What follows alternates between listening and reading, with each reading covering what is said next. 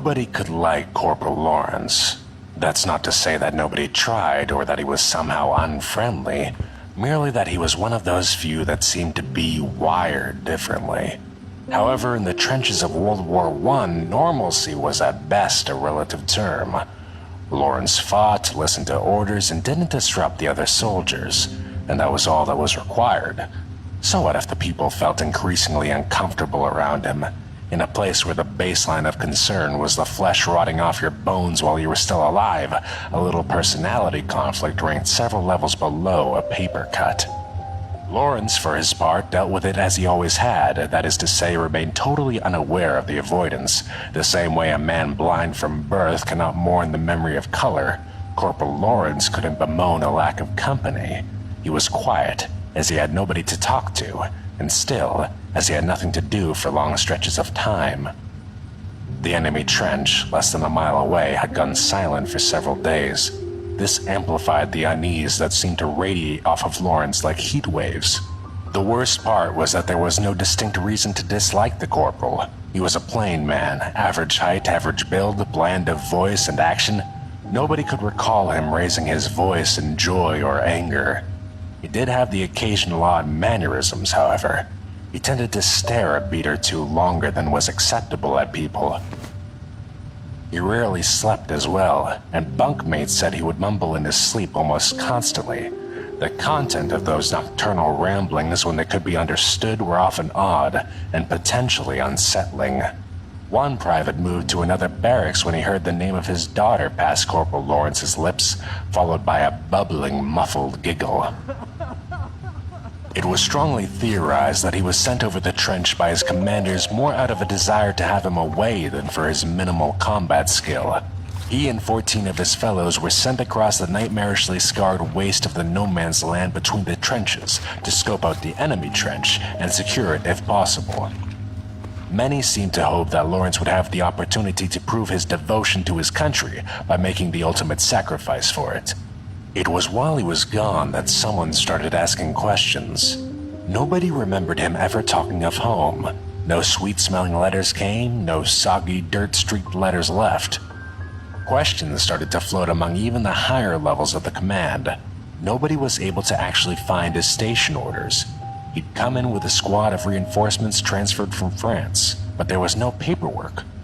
The rest of the reinforcement squad had never seen the man before he'd been lumped in with them the night before the trip, along with the snips and scraps of other squads decimated by the Germans. Whispers filtered among the grunts of the corporal being a curse. Nearly every man who'd shared a bunkhouse with him had gotten trench foot, and the rooms he haunted always seemed to smell more musty and sickly sweet, even for the trench. The men sent over the no-man's land with Corporal Lawrence heard and cared for none of this. Just another man among many, all with death certificates awaiting a stamp that could fall at any moment. They moved fast and low, from crater to crater, slipping over slick mud and barbed wire, the only thing that seemed to grow in that blasted waste. Charging the last spur and into the trench, they were greeted not with the harsh bark of German orders and rifles, but a dense, close silence. Preparing for ambush, the men started to filter out into the tunnels and halls of the trench. The men, already nervous, were not calmed by their investigation. The trenches stank of mold, sweat, and a thin undercurrent of rotten fruit. A vile, cloying slime seemed to have pooled in every divot and crack, sticky as glue and itchy on the flesh. Private Dixon found the first body and managed to cry out before vomiting. They knew it had been a man only because nothing else of that size could have been there. It lay on the floor of a barracks, the entire floor. The flesh of it had been smeared somehow, spread like butter over the rough dirt floor. Bones, already looking pitted and rotten, stuck out at random angles, like dead trees in a still swamp. The skull rested on one of the highest bunks, facing the doorway. More remains were found, each seemingly more unsettling and strange than the last. Unfathomable horrors were discovered one after the next, sending men retching and running from the trench. Corporal Lawrence was the first to find the hole. It was small, no more than 4 feet across. It seemed to be the accidental uncovering of a natural chamber, the empty blackness of it defying investigation. Private Dixon, recovered and blessedly numb from his previous ordeals, saw the corporal prod the edge with his boot, then crouch to peer in, then suddenly slide in head first before the private could so much as utter a shout of question. When questioned later, he could provide little illumination as to what happened over the 2 minutes Corporal Lawrence spent in the hole. He could see nothing. The light of a torch seemingly gobbled up a few feet into that dense blackness. There were sounds, the rustle of movement over loose stone or rubble, an odd liquid shifting, a dry rustle that made him think of insect husks. As he shouted for aid, there was a sudden upwelling of a repulsive stench, and his fellow soldiers found him retching helplessly beside the hole when they came around the turn. It was as they rushed to Private Dixon's aid that the hand emerged from the hole. They stopped and raised rifles as one body, roaring for the owner of that pale, trembling hand to identify himself. As they watched, another hand joined the first, followed by the pale, shivering head of Corporal Lawrence. He was streaked and smeared with a tarry black ooze, hacking and coughing thinly as he hauled his body up beside that of the gasping private. As they moved to help the man, the corporal vomited up a heavy stream of the same repulsive slime that coated his body in smears and globs.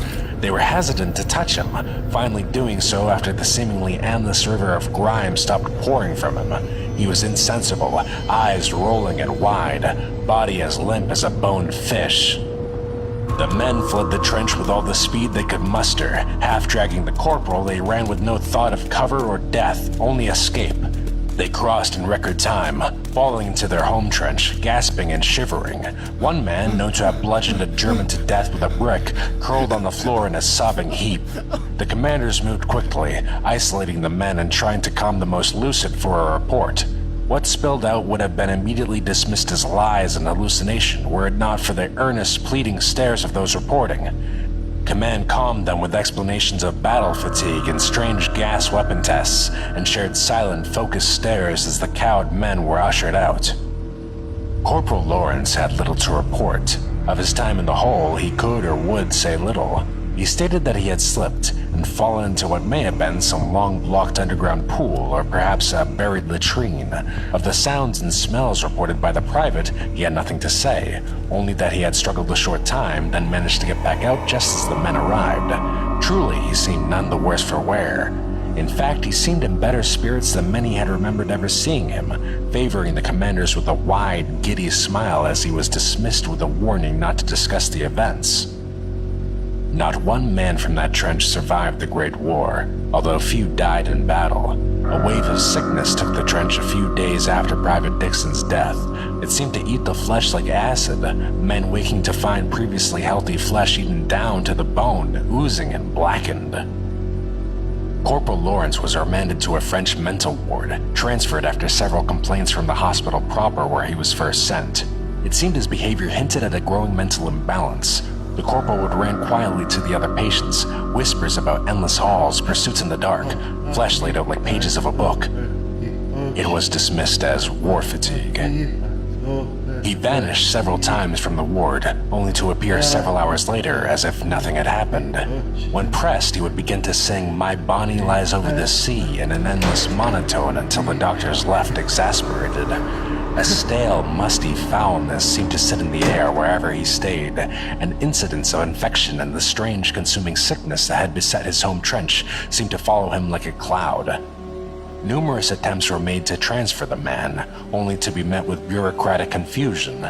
No records were found of the man, no entry papers, commendations, or incidents, not even a birth certificate. Through it all, he sat for hours on end, cross-legged on his bed, occasionally humming tunelessly or rambling off the names of his wardmates between short, bubbling giggles. Corporal Lawrence and 18 men vanished one November night between a 5-minute nurse rotation at 3 in the morning. The room reeked of rust, oil, mold, and sweet rot. Thick black swaths of crumbling ooze coated the beds and several of the walls, wide patches of it smearing and eating into the floor. Of the men, there was no sign at first. As they searched, one nurse shifted a bed aside only to shriek and nearly trip across one of the sunken, reeking depressions on the floor. In a tight, perfect spiral were what appeared to be hundreds of teeth resting neatly on the floor. After counting, they accounted for the total of all the teeth of every living soul in that ward, but one.